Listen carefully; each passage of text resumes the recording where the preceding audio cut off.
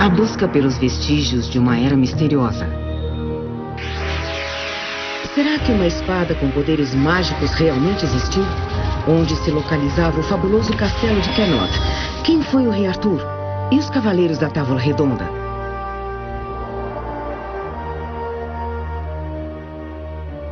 Onde estava localizado o lendário Castelo do Graal? O castelo que guardou a relíquia mais sagrada do cristianismo.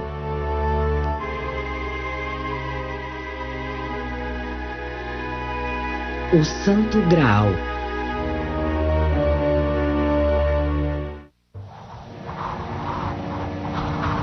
Nossa viagem começa nas montanhas do sudoeste da Alemanha, onde arqueólogos descobriram o túmulo de um príncipe celta. O homem foi enterrado há mais de 2.500 anos. Junto ao seu corpo, encontraram uma oferenda mortuária, um valioso vaso de bronze.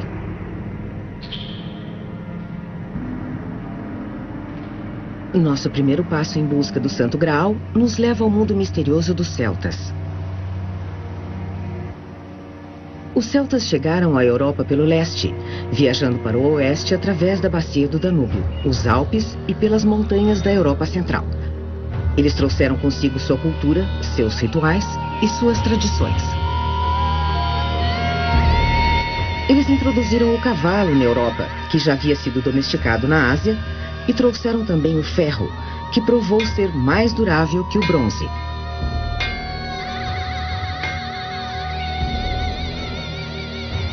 Na época dos celtas, enterrar um príncipe junto com seus pertences era uma tradição. Seus pertences eram presentes para os deuses. Eram a garantia de que na vida depois da morte, onde as almas invisíveis dos mortos sobreviviam, nada lhe faltaria. Como parte do ritual, sacerdotes jogavam joias em lagos sagrados. Juntamente com espadas, as oferendas funerárias mais importantes. Entre as centenas de objetos encontrados pelos arqueólogos nos lagos sagrados, está a espada longa celta. Os romanos ficaram horrorizados com suas lâminas de ferro muito afiadas. Eles usavam espadas curtas, especialmente em combates, corpo a corpo. A longa espada celta era uma arma muito eficaz para estocadas e permitia ao guerreiro manter seu adversário à distância. No Museu Central Germânico Romano, em Mainz, uma espada longa encontrada num túmulo celta está sendo examinada. A lâmina da espada está torta. Ela foi intencionalmente entortada durante o funeral para expressar sua inutilidade. Foi com uma espada celta longa que surgiu o mito de Excalibur, a arma invencível com poderes mágicos. Poderes mágicos também podem ser atribuídos a recipientes. Numa época onde as pessoas muitas vezes encaravam a fome, a cornucópia tinha um significado especial, pois estava eternamente recheada de comida. Tigelas, jarras, cálices e caldeirões eram todos considerados recipientes mágicos. A história mais antiga sobre o Graal era um poema no qual Arthur e seus homens saem em busca de um recipiente mágico, um caldeirão. Caldeirões eram frequentemente... O que aconteceu foi que essa história da busca foi transportada para a Idade Média e o recipiente tornou-se um objeto cristão, mas sem dúvida com um passado pagão. De acordo com a tradição celta, o lendário rei Arthur parte para uma viagem misteriosa para encontrar o caldeirão mágico.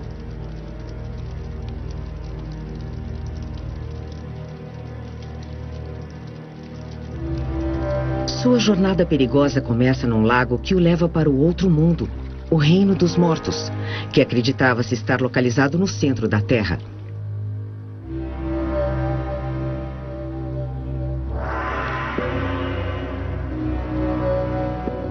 A entrada de Arthur foi negada por um deus, mas através de sua astúcia e coragem, ele conseguiu passar por fantasmas e demônios.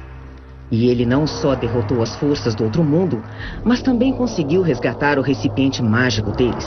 Segundo a lenda, com o recipiente mágico em seu poder, ele se tornou o Senhor da vida e da morte.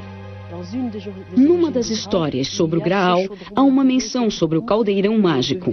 Esta taça de vida eterna, esta inesgotável cornucópia, assim como existe a espada de luz do deus celta, que era então dada aos heróis. A narrativa e seu protagonista e certos objetos típicos vêm do reino dos celtas. Os celtas acreditavam que a natureza era divina e que plantas, animais e até pedras se comunicavam com os seres humanos. Tudo era provido de alma. Acreditava-se que as fadas, duendes e feiticeiros encontrados em contos de fadas modernos habitavam o mundo natural. Eles intervinham na sorte dos homens e sacerdotes estavam sempre em contato com o além.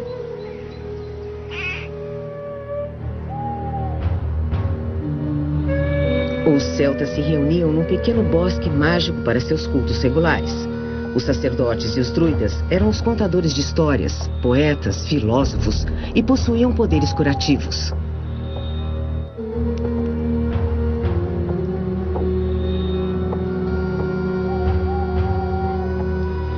Feiticeiros abençoavam os justos e amaldiçoavam os maus.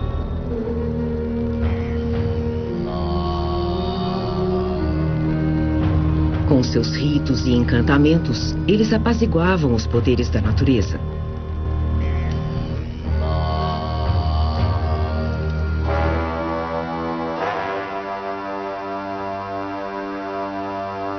A ideia de que os guerreiros podiam ressurgir depois de mortos estava profundamente enraizada no sistema de crença celta.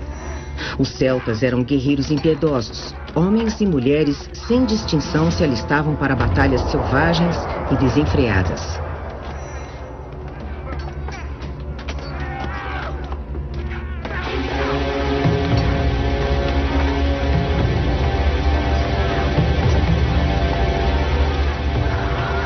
Para eles, era comum decapitarem seus inimigos, pois um guerreiro decapitado não poderia ressuscitar.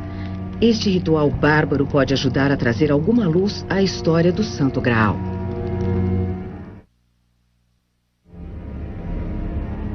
A convicção celta sobre este recipiente do século I a.C. fornece uma pista para a história do Graal. O príncipe à esquerda está mergulhando um guerreiro são e salvo de cabeça para baixo num vaso. Abaixo temos guerreiros que foram trazidos de volta à vida do reino dos mortos pelo mesmo processo. Assim como os cristãos depois deles, os celtas acreditavam na ressurreição. A descoberta do túmulo de um príncipe em Hochdorf, perto de Stuttgart, deixou arqueólogos boquiabertos. Dentro do túmulo do príncipe, eles encontraram um caldeirão de bronze e uma enorme copa, grande o bastante para acomodar um ser humano.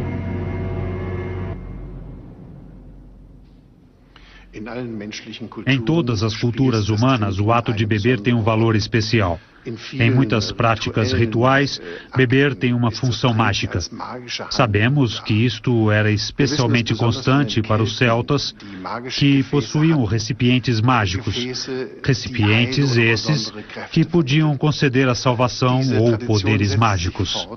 A tradição se manteve viva na ideia do Santo Graal, o recipiente que alimenta e traz salvação. Depois da queda dos celtas, a noção de recipientes mágicos sobreviveu, e assim nasceram as primeiras histórias sobre o Santo Graal. Na comunhão, os cristãos celebram a última ceia, quando Jesus encheu um cálice com vinho simbolizando seu sangue. O cálice e o vinho tornaram-se símbolos de vida eterna.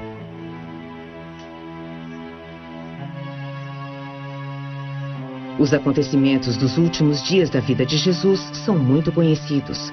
A história de sua crucificação foi contada, escrita e representada inúmeras vezes. Mas há pontos menos conhecidos dessa história, e um deles envolve o Santo Graal.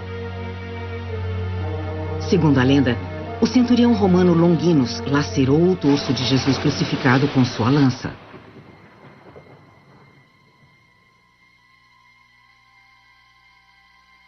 José de Arimateia, um comerciante distinto e parente de Jesus, recolheu o sangue do Cristo no cálice usado na Santa Ceia.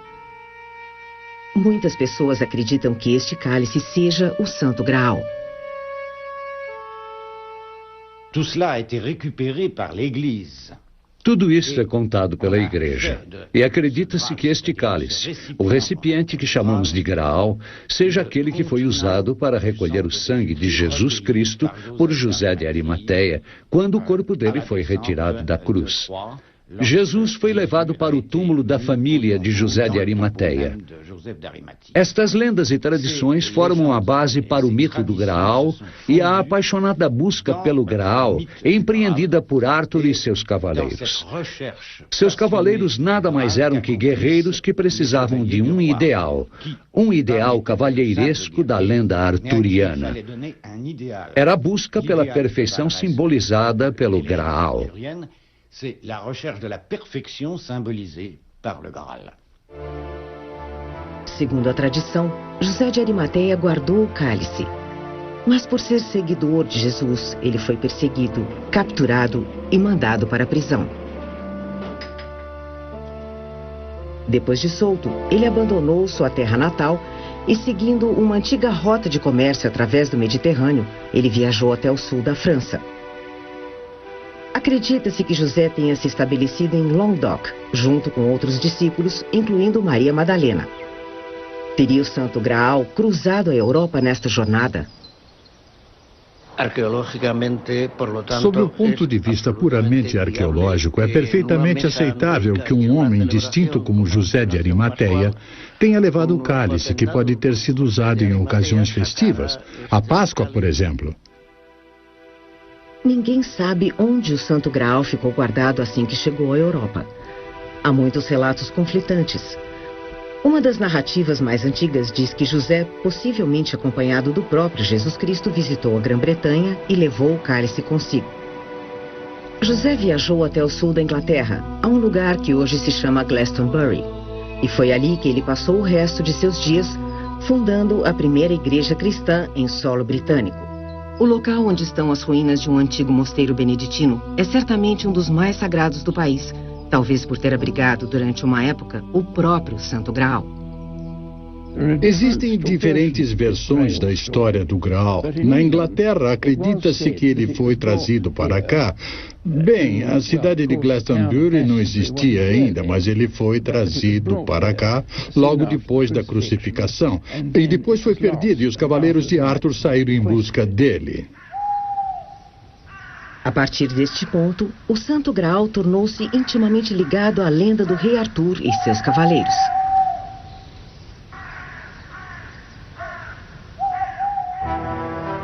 A retirada dos romanos da Grã-Bretanha no século V foi um desastre para os romanos britânicos que ficaram para trás. Nada conseguia impedir os bárbaros que fluíam pela muralha de Adriano, outrora uma fronteira segura entre o norte bárbaro e os romanos britânicos do sul. Sem uma força de defesa organizada, o país logo sucumbiu ao caos. Apenas um rei britânico conseguiria deter as forças da anarquia, Arthur. Numa série de batalhas, Arthur derrotou todos os invasores. Assim seguiram-se alguns anos de paz e estabilidade. As proezas de Arthur tornaram-se tema de lendas. Ele era a personificação da Era Dourada britânica, e com a continuidade da agitação da Baixa Idade Média, as pessoas esperavam a volta de um homem como Arthur, ou o próprio Arthur.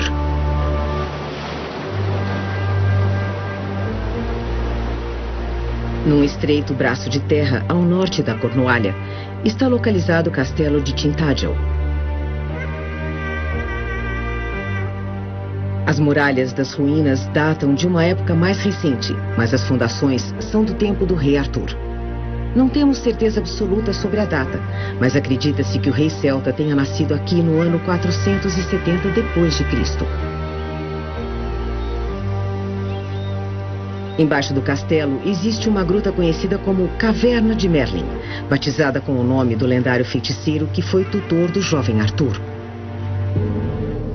Nesse ponto, muitos celtas haviam se convertido ao cristianismo, mas seu modo de pensar ainda era condicionado pelo paganismo. A transição entre a antiga e a nova religião foi um processo gradual.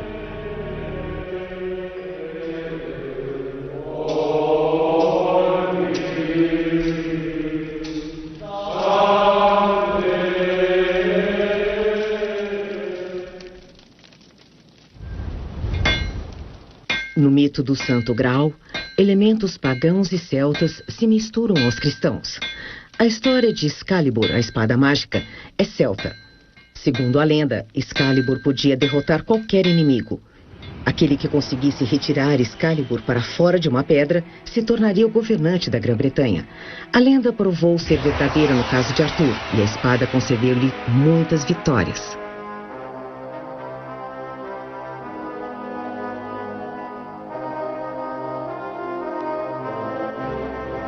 No final da vida de Arthur, um de seus seguidores fervorosos atirou o Excalibur num lago sagrado, mantendo a tradição celta.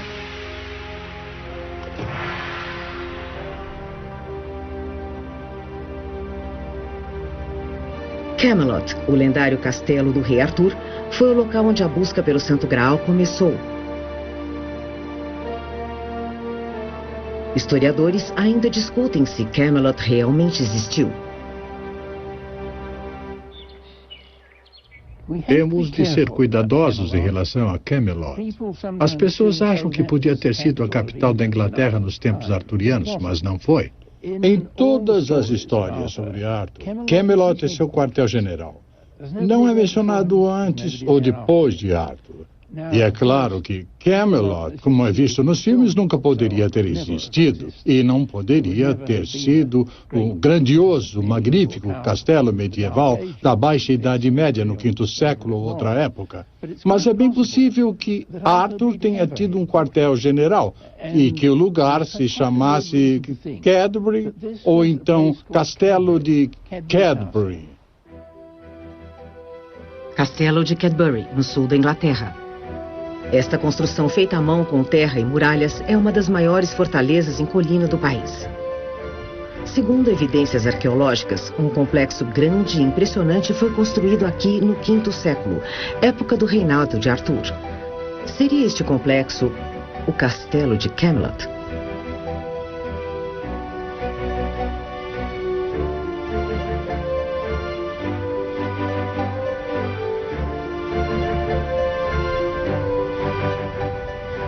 Dinas Bran, no sudoeste montanhoso de Gales, são as ruínas de um complexo mais recente que surge na paisagem.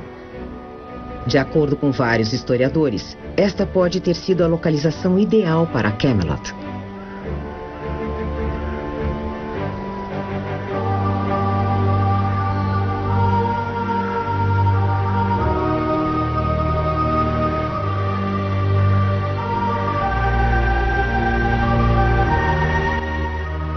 Ou será que este castelo na Inglaterra Central combina mais com a nossa imagem de Camelot? A única coisa que pode ser dita com certeza é que escritores das últimas sagas arturianas alimentaram uma visão de Camelot que não combina com a sóbria realidade da era arturiana. Os castelos da época eram construídos com vigas rudimentares circundadas por estacas. As condições de vida eram pobres e as ferramentas primitivas. Se Camelot realmente existiu, seria um amontoado de estruturas toscas de madeira.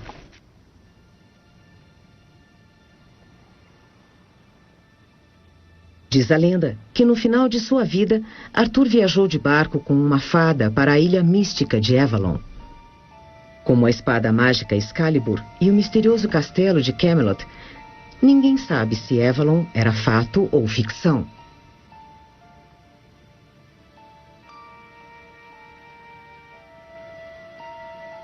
A localização exata de Avalon foi se desbotando da memória humana. Há muitos lugares diferentes que correspondem à descrição da lendária ilha. O Monte de St. Michael's, na costa sul de Cornualha, bate perfeitamente com essa descrição.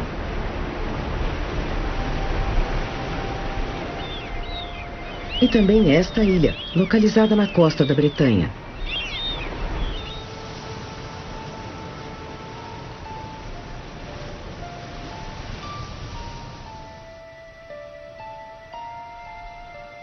E ainda há muitas outras possibilidades.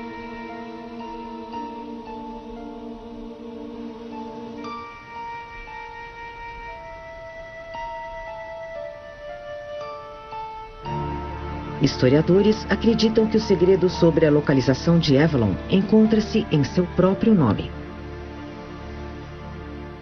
O nome Avalon significa maçãs e local das maçãs.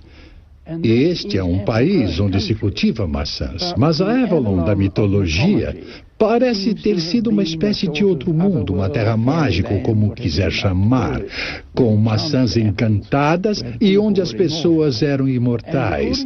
Segundo a lenda, é para onde Arthur se dirigiu depois de sua última batalha, e alguns dizem que ainda está vivo lá, se tornou imortal. Outros dizem que, já que foi enterrado em Glastonbury, o grupo de montanhas ao seu redor forma Avalon. No século XIII, os monges de Glastonbury descobriram uma tabuleta sobre este túmulo que dizia: "Aqui jaz Arthur". Hoje sabe-se que isso foi uma falsificação, uma artimanha para atrair público pagante ao cemitério perto de Glastonbury.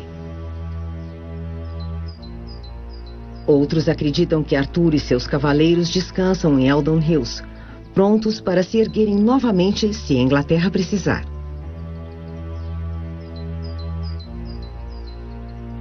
Mais de 500 anos depois de Arthur, no século XI, a corte inglesa, influenciada pelos franceses, passou a se interessar pela arte. Os escritores da corte começaram a escrever sobre um rei famoso chamado Arthur e sua busca pelo Santo Graal. Não há provas históricas para esse próximo capítulo da história sobre o Graal. Estamos entrando num mundo puramente mítico, o lendário mundo da Távola Redonda. A Távola Redonda era uma assembleia de cavaleiros respeitáveis que dedicaram suas vidas à busca pelo Santo Graal.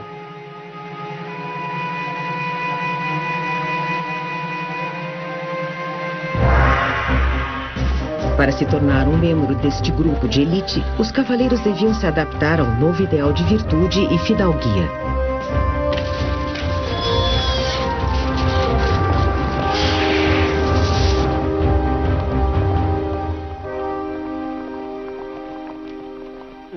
A época arturiana foi uma era dourada, de homens generosos e justos, quando as coisas eram compartilhadas e quando a virtude era recompensada. Era também um mundo no qual havia comunicação com o sobrenatural, no qual podia-se prolongar a vida e elevá-la a um plano superior. Como preferido de Arthur, Lancelot talvez tenha sido o mais conhecido dos cavaleiros. Ele foi um homem que lutou pela perfeição e dedicou sua vida à causa santa. Mas nem Lancelot foi perfeito. Diz a lenda que Lancelot apaixonou-se perdidamente pela esposa de Arthur, a rainha Guinevere. Foi um romance desditoso e adúltero desde o início, e isso frustrou a busca deste cavaleiro pelo Graal.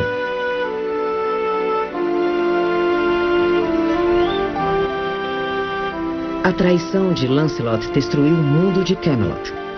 Paixão e amor ilícito nublaram o senso de missão da comunidade cavalheiresca que buscava virtude e pureza. Esse declínio moral ameaçou a extinção do mundo da fidalguia. Na corte de Camelot, a traição era considerada o maior crime.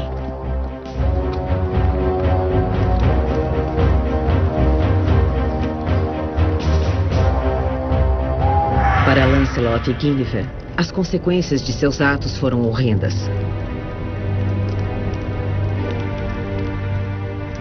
Arthur condenou sua esposa à morte. Lancelot tornou-se um proscrito e foi expulso da comunidade dos cavaleiros. Lancelot arrependeu-se e, no final de sua vida, entrou para um mosteiro no norte da Inglaterra, conhecido como Priorado de Lancelot. Arthur continuou a seguir o seu destino, abraçando o modelo de Jesus Cristo e seus apóstolos. Os Cavaleiros da Távola Redonda formaram uma comunidade mística. Como o primeiro dos cavaleiros, Arthur comandou seus seguidores fiéis na busca pelo Santo Graal. Tout le monde est à la droite du roi. Todos se sentam à direita do rei e todos têm liberdade dentro da comunidade. Foi uma tentativa de se criar uma sociedade sem classe. É perfeitamente idealista e utópica. É como se os escritores de romances arturianos quisessem mostrar que era possível para a fraternidade ou sociedade humana funcionar com indivíduos que são livres para agir enquanto continuam em comunidade. Les actes de chacun, mais dans une collectivité. Mas o que motivou Arthur a compor os Cavaleiros da Távola Redonda?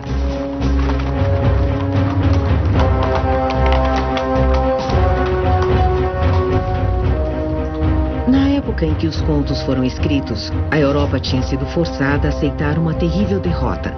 A Terra Santa tinha finalmente caído nas mãos dos invasores muçulmanos. Humilhados, os cruzados voltaram para casa com seus ânimos frustrados, seus sonhos arruinados e sua fé abalada. Eles precisavam de um novo significado para suas vidas, e eles o encontraram na busca pelo Santo Graal.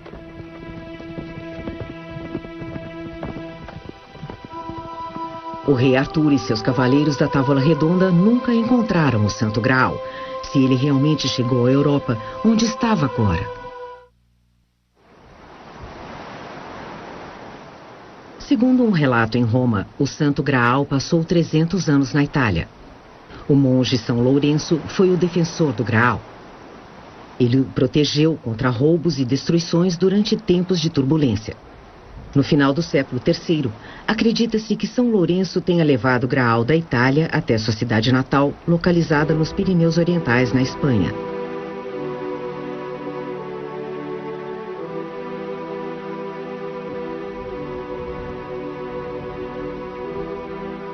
Sob as montanhas escarpadas dos Pirineus, existem muitas cavernas.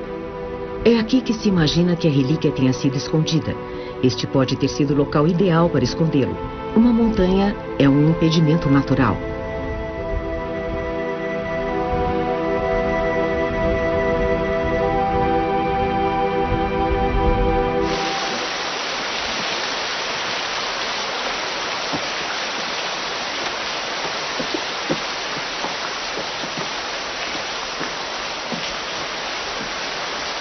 A partir deste ponto, a sequência de acontecimentos na história tumultuada do Santo Graal pode ser seguida com mais precisão.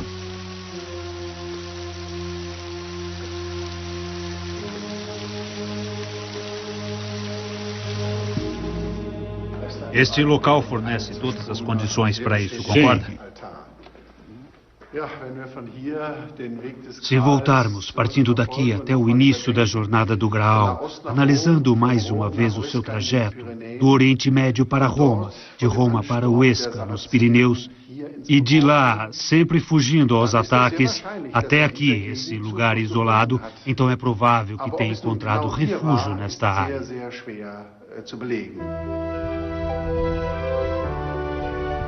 Durante a Idade Média Alta, uma nova devoção surgiu em ambos os lados dos Pirineus, e ela inspirou as pessoas a fazerem peregrinações. Através da alta montanha surge um caminho, a rota para Santiago de Compostela.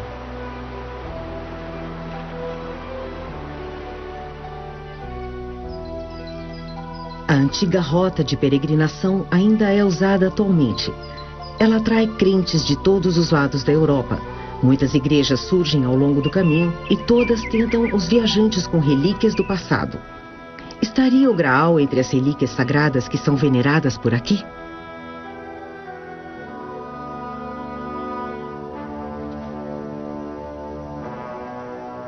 No início do século XII, as cruzadas entraram em declínio. Segundo a lenda, soldados que voltaram da Terra Santa trouxeram consigo uma âmbula contendo gotas de sangue do Cristo. Seria este recipiente o Santo Graal? Por volta do ano 1200, a doutrina da transubstanciação foi aceita pela Igreja, ou seja, o vinho do cálice é, na verdade, o sangue de Cristo. E o Graal e os romances sobre ele, de Chrétien de Troyes e de outros mais, espalharam a novidade sobre esta nova teologia. Desta maneira, o mito do Graal, que era originalmente pagão, tornou-se um símbolo cristão para promover o ritual da Eucaristia e do Santo Sacramento. Mas nem todos concordavam com esta nova teologia romana. Longe de Roma, nos pés dos Pirineus, localiza-se a fortaleza de Montségur.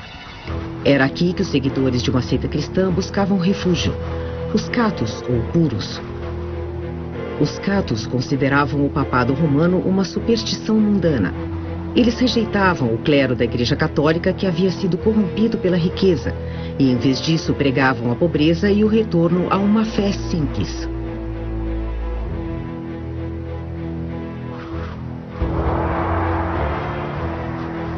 Segundo a lenda, os catos guardavam um tesouro secreto, possivelmente o Santo Graal, e o escondiam na fortaleza de Montségur.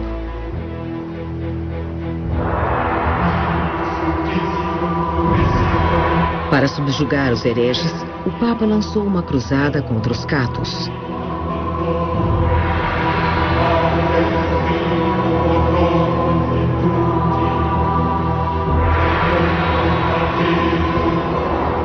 Na primavera de 1244, mais de 200 catos foram queimados em fogueiras, mas não antes de o Santo Graal ter sido levado para um lugar mais seguro.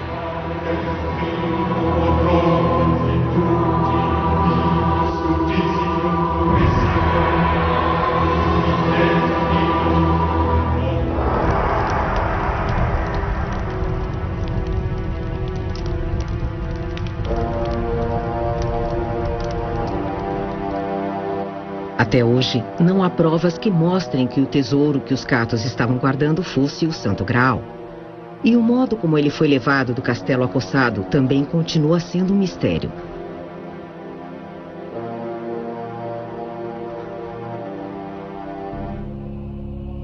Esta pequena igreja está no caminho para Santiago de Compostela, na Espanha. Acredita-se que por séculos este nicho tenha guardado o Santo Graal. No século XII, muitos romances sobre Graal foram escritos.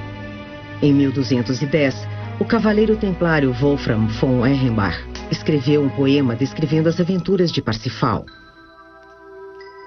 Wolfram considerava o Graal como um objeto, uma pedra com poderes mágicos. Assim como o mito da cornucópia, esta pedra oferecia alimento e juventude eterna. Acredita-se que seu conhecimento tenha vindo através de um homem chamado Quixote, forma reduzida de Guilherme. Estamos tentando descobrir a verdadeira identidade da pessoa por trás deste nome. A trilha nos leva a Toledo, na Espanha.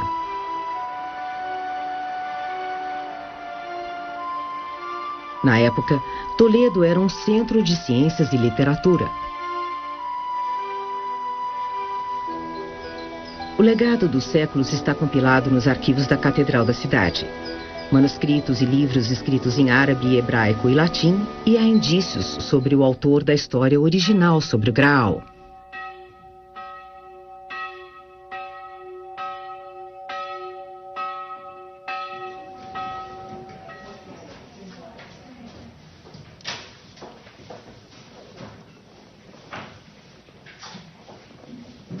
Num documento do século XII, encontramos um escriba do sul da França.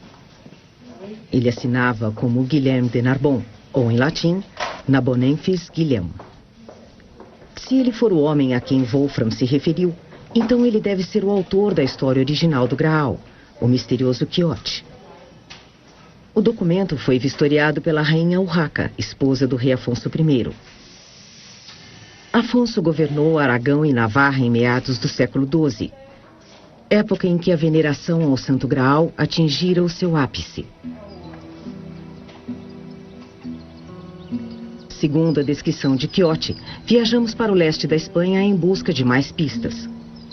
Esta é a igreja de São Pedro el Viejo, em um vilarejo em Huesca.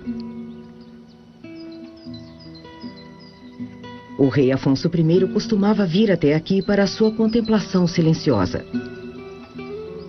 Sabemos também que aqui o Santo Graal foi venerado por muito tempo.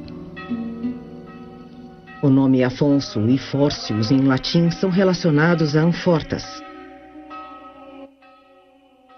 Amfortas, por sua vez, é o nome do rei na história do Graal. Seria o rei de Aragão em Navarra o modelo histórico do guardião do Graal? Teria esse governante se feito imortalizar a si e a sua dinastia no poema sobre o Graal?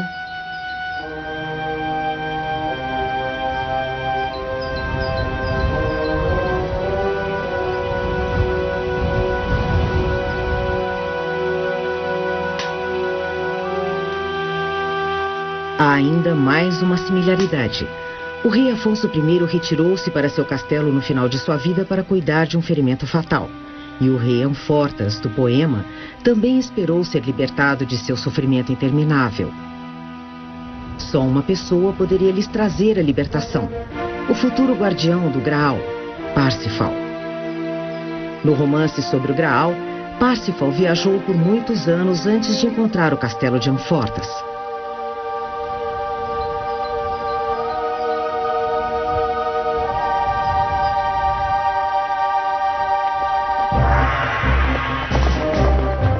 Parsifal também nos leva à Espanha, onde um conde espanhol pode ter servido de modelo para o cavaleiro Parsifal.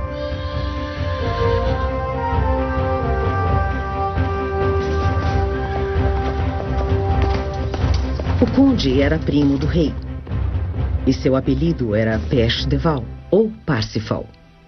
Ele não foi só uma figura lendária. Seu nome está nesta árvore genealógica. Mas e quanto aos lugares mencionados na história do Graal?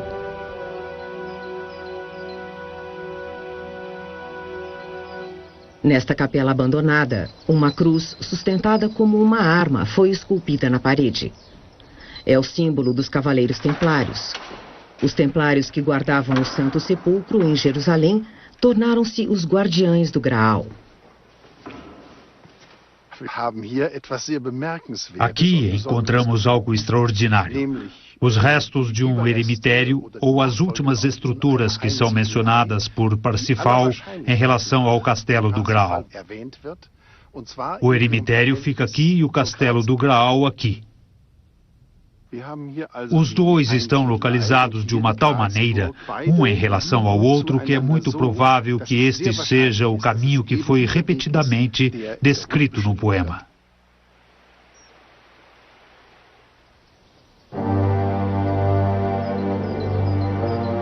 Acredita-se que o castelo do Graal estivesse localizado por aqui, encoberto pela vegetação, invisível a olho nu. Começamos nossa busca num raio de 20 quilômetros deste ponto. Na Idade Média, os castelos eram símbolos de poder e força. Eles eram construídos em locais que inspiravam respeito mesmo a uma grande distância.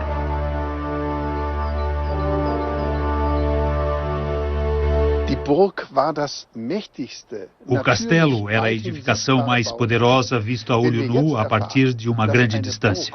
Quando ouvimos falar de um castelo invisível, impossível de achar a não ser que se esteja em estado de graça, isso é um contrassenso tal que nos deixa atordoados ou desconcertados. Isso deve ser levado em consideração para que possamos entender o impacto desta história sobre as pessoas na Idade Média. A ideia de um castelo invisível estava completamente fora de questão, mas a coisa toda teria sido uma história tênue se o épico, este mito, não contivesse uma parcela mínima de verdade. E há. Você toma um caminho que aparentemente não leva a lugar algum, e de repente vê este castelo na sua frente. Dann plötzlich stehen wir vor dieser Burg. Um remoto vale nos Pirineus espanhóis é o lugar perfeito para um castelo escondido.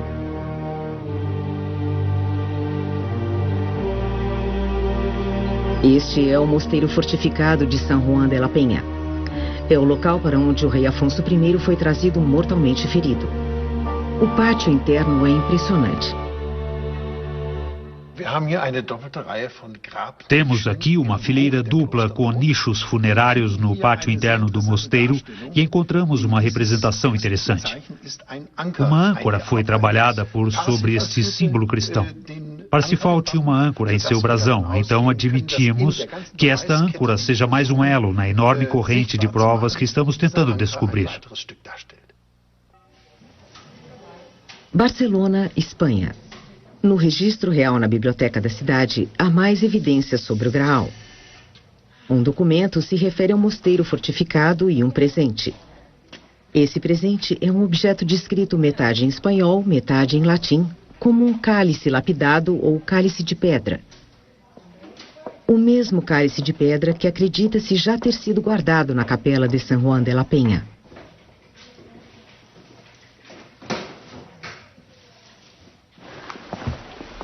Na parte mais antiga do mosteiro existem abóbadas de pedra, um local ideal para se guardar o Graal.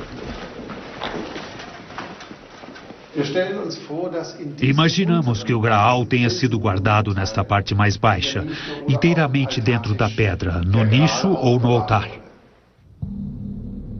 A capela mencionada no documento dos registros reais está localizada por sobre as abóbadas. Ela foi construída como um templo. Esta é a sala que Parsifal procurava e que a literatura sobre o Graal descrevia como um templo dentro de um castelo.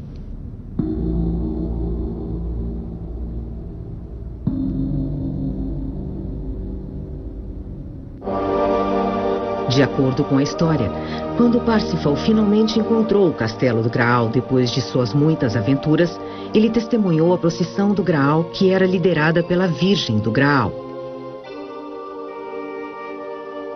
Atrás dela, vinha um carregador que trazia a lança que ferira o corpo de Jesus Cristo. A lâmina da lança nunca parou de sangrar. Uma carregadora também estava presente. Ela carregava uma travessa na qual supostamente já esteve deitada a cabeça de João Batista.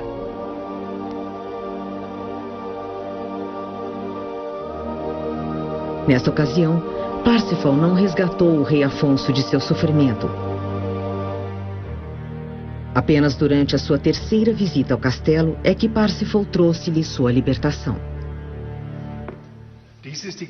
Esta é a pequena porta que Wolfram von Eschenbach menciona, e através dela a Virgem do Graal, Raposo de Chauia, carregava o Graal em solene procissão para colocá-lo ante o rei Amfortas. O rei do Graal, Amfortas, morava aqui e os templários protegiam o Graal. Assim devemos supor que o castelo do Graal, San Juan de la Peña, seja o ponto inicial histórico da história do Graal, assim como ainda existe em nossa tradição literária.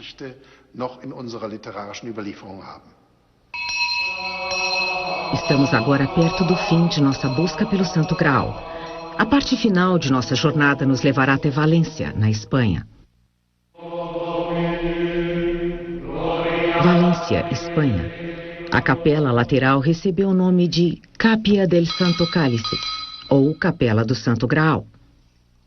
Apesar da Igreja Católica nunca ter oficialmente reconhecido o Santo Graal como relíquia santa, ele tem sido venerado aqui há cerca de 600 anos.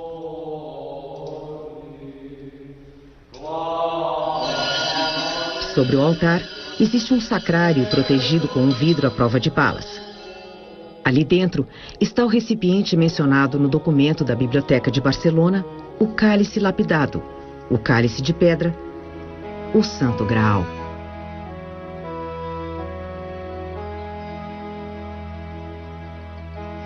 O arqueólogo Antônio Beltrán estuda o cálice e consegue trilhar o seu caminho. Sem dúvida, o Graal que conhecemos hoje foi montado em San Juan de la Peña, provavelmente por ourives de Bizâncio. A parte superior do cálice tem sua origem mais a leste. Talvez tenha sido feito na Alexandria ou Antioquia. As descobertas arqueológicas são completamente conclusivas. Este é um trabalho de um período entre a segunda metade do século I a.C. e a primeira metade do século I depois de Cristo.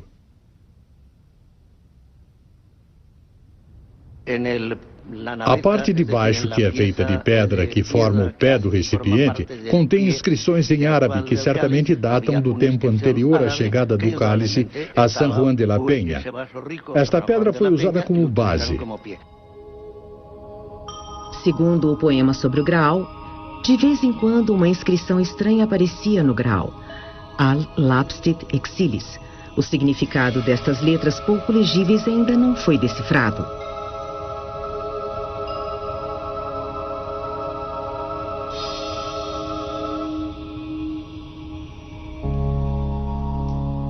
romance de Parsifal, Wolfram chama o Graal de Lapstid Exilis. E é pouco provável que seja uma simples coincidência. A pedra que ele descreve como sendo Graal é a base de pedra do recipiente do Graal em Valência.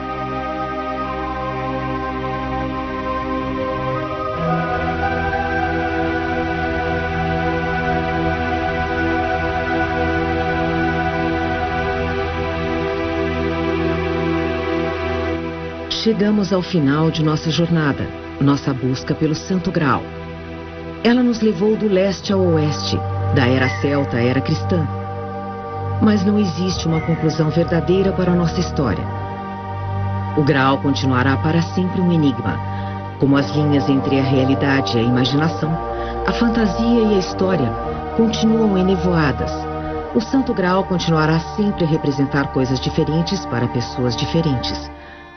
O que é certo é que mais de 8 séculos depois que suas primeiras histórias foram escritas, o Graal e o Rei Arthur continuam a estimular nossa imaginação. A busca pelo Santo Graal continua.